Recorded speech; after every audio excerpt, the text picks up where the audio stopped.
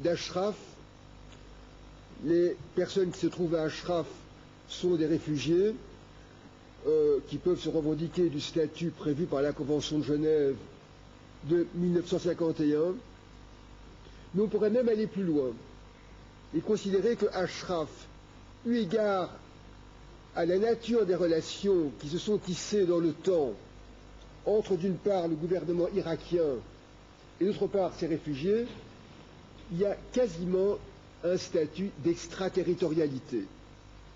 Troisième point, la responsabilité des États-Unis. Il faut bien se rendre compte que la situation d'Ashraf est la conséquence directe de l'intervention américaine en Irak en 2003. Ces donc ont été transférés par les États-Unis. Il n'en demeure pas moins que les États-Unis conservent une responsabilité résiduelle sur le sort des membres de ce lieu. C'est l'article 45 de la 4e Convention de Genève qui le prévoit plus précisément. Et une responsabilité en droit du sort, du destin des résidents d'Ashraf. Et enfin, quatrième et dernier point, les obligations et la responsabilité des Nations Unies. Il y a donc clairement une responsabilité de l'ONU qui est d'autant plus spécifique dans le cas d'espèce, qui est d'autant plus spécifique qu'après tout, la mission d'assistance des Nations Unies en Irak, créée par la résolution 1483, insiste elle aussi sur cette obligation que les Nations Unies ont d'assurer la promotion et le développement des droits humains.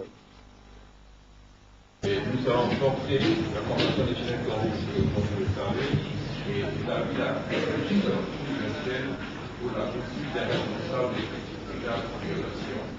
Et nous avons déposé une plainte contre les responsables présumés du spectacle auprès du cours qui dispose de la juridiction d'après les principes de la Convention des Genève, c'est-à-dire la Cour internationale d'Espagne. Au mois de novembre de l'année dernière, cette plainte a été acceptée. Elle est en cours. Une commission rogatoire a été envoyée en Irak pour poursuivre le responsable du massacre de l'année dernière. La réponse n'a pas été suffisante. Depuis que la procédure va se poursuivre. Mais ces postes permanents de l'UNAMI à Assad n'existent plus. Ils ne peuvent être une visite hebdomadaire, ils ne sont pas une situation qui doit être modifiée. La puissance politique doit être permise, donc il va fonctionner sur les permis, et il y a là-dessus, les fonctionnaires ne peuvent pas être exposés au risque pour la configuration, il faudra trouver une solution intelligible. C'est ça qui est une solution qu'on a soutenue pour trouver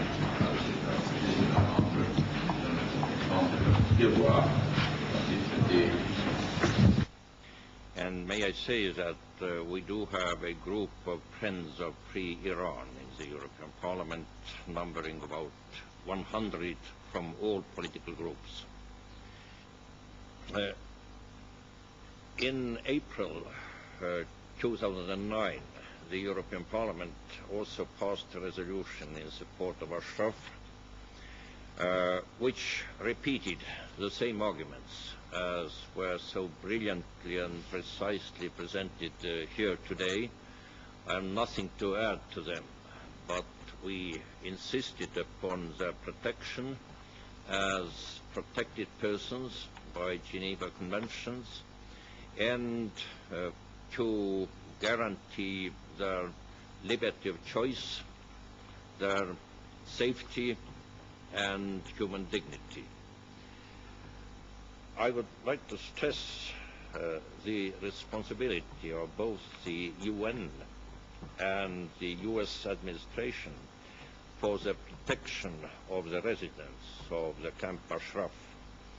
The US authorities have signed individual agreements with each one of the residents to protect them until their final disposition.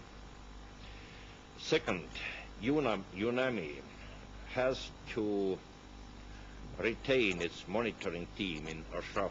It would be extremely important and make efforts to lift the siege of the camp.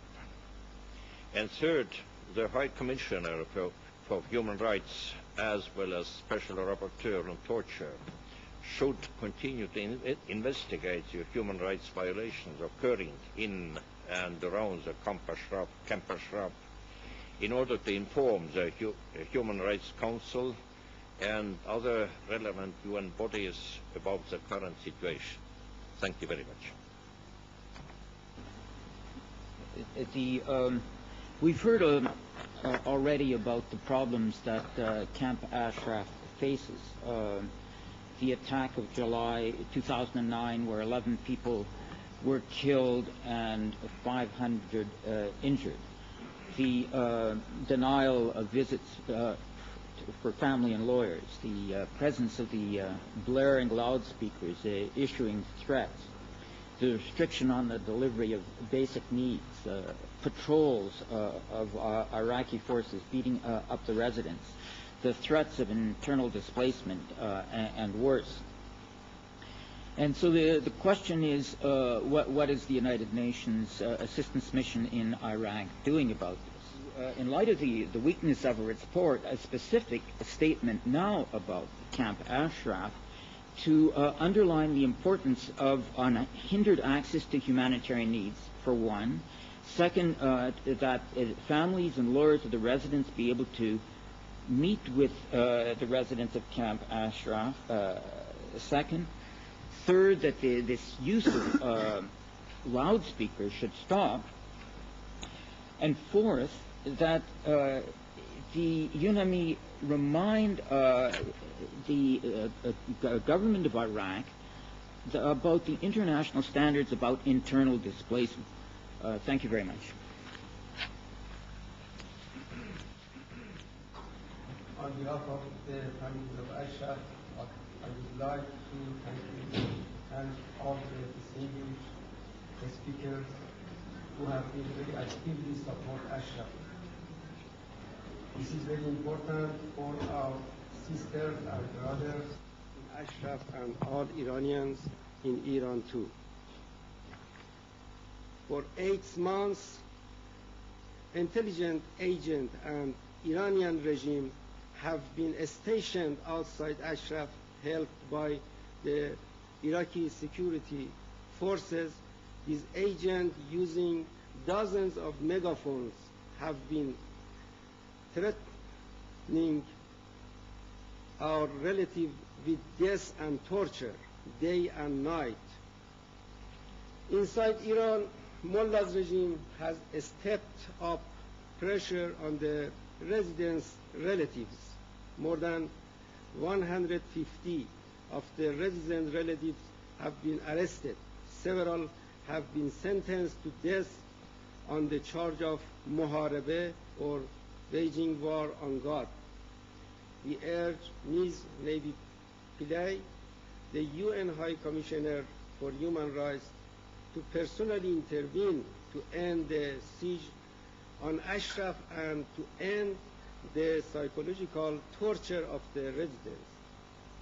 UNAMI must station a permanent team in Ashraf and take the responsibility for protection of Camp Ashraf and guarantee the residents will not be forcibly displaced. Finally, on behalf of the families of Ashraf residents, I call on the U.S. to guarantee the safety and protection of the residents of Ashraf. Thank you for your attention. Thank you very much, President. And I'm highly delighted to hear my fellow panelists' valuable contribution to this very sensitive issue. In my opinion, and the opinion of some of my colleagues and lawyers in Scandinavia, we think that the way Ashraf city is treated, it falls under the arbitrary detention, because the arbitrary detention that does not talk about the size of the prison. The size of a prison can be a room or can be a camp, can be a city like Ashraf. Given the fact that these people, they are deprived of any sort of movement outside the camp, and even let alone to have any social contact with the local authorities or the local people, and considering the atrocities they have been subjected to, which was very widely and highly presented here in this panel, I think that the matter will fall under the advocacy detention. And that has to be taken into consideration somehow within this, the mechanism of the United Nations. And also, given the fact that the Ashraf people also are subjected to this massacre, they have been, and they are going to be, because of the surrogates of the Iranian regimes in Iraq, I think a center of the preparation of an international body to try the Iranian regime for crime against humanity must be somehow established one day. The mechanism of the United Nations should allow one day, or must allow one day, that such a trial will be also established, because given the fact that many minorities also, they are subject to death in Kurdistan, the Azaris, the Bashis, and others, and the Khuzistanis and others, and considering the continuation of the massacre of the Mujahideen in Iraq, and also their family, as they said, being sentenced to death for waging war on God. So I think the matter should be taken seriously, and I recommend that this center will be established.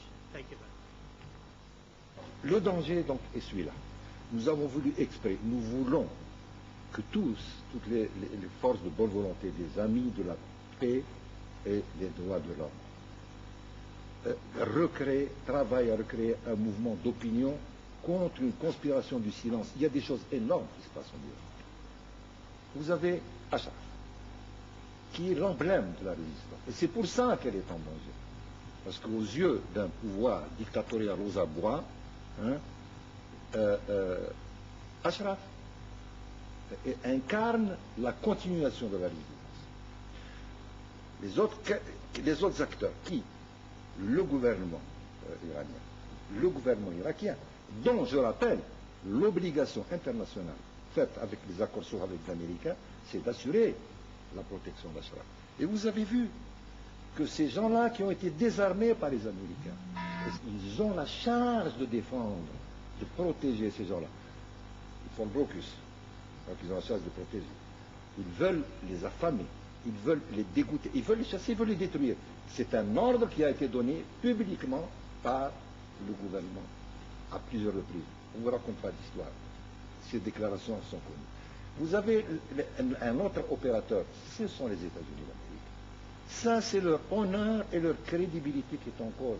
Parce que ce sont eux qui ont désarmé, ce sont eux qui se sont engagés à protéger ces gens-là, ce sont eux qui ont affirmé le droit à la protection tel qu'il est prévu dans la Constitution.